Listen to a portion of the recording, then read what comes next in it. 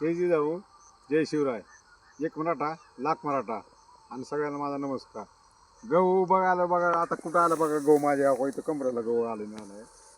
पण या इथं टाळकं पडलं इथं नंबर एक गहू आता काय झालं मग बघा म्हणलं या इकडे बघायचं सगळं.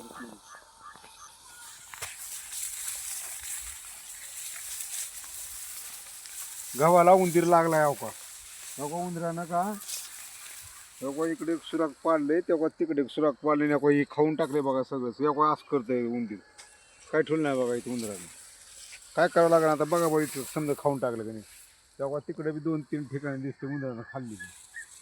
बाबा बाबा उंदरानं लय खाल्ले की हो. काय करावं लागेल बाबा उंदराला आता काय करावं लागेल तर जंगलाचा राजा उंदीर आहे. हो इकडे गहू किती मस्त दिसायला बघा आता हो कुठं आला गहू माझ्या बघा. नंबर एक गहू आहे उगं पण उंदरानं थोडं मध्ये कात्री केलेली आहे. आता त्याचा काहीतरी बंदोबस्त करावा लागेल काहीतरी त्याला पिंजरा आणावं लागेल पकडावं पिंजऱ्यामध्ये संध्याकाळी लावायचं खायला टाकून पिंजऱ्यात कुठेतरी दुसरीकडे नेऊन सोडायचं दुसऱ्या ज्वारी बिवारी तिकडं.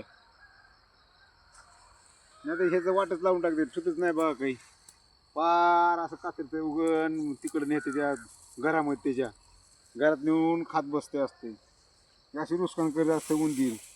आता पाणी द्यायचं बी अवघड झालेलं आहे बुईट्या पाणी द्यायचे आपल्याला आता अजून एक स्प्रिंकलरने द्यायचं आता स्प्रिंकलर लावलेलं आहे मध्ये आतमध्ये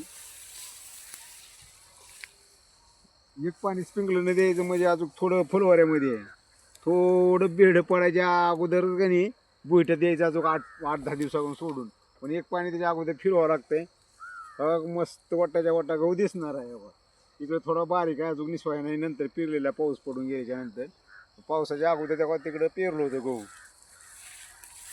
एकदम नंबर एक असा पार खालच्या कडपस्तूर गहू आहे तेव्हा तिकडे कडपस्तूर गहू आहे सगळा खाली मस्त नंबर एक पूर्ण.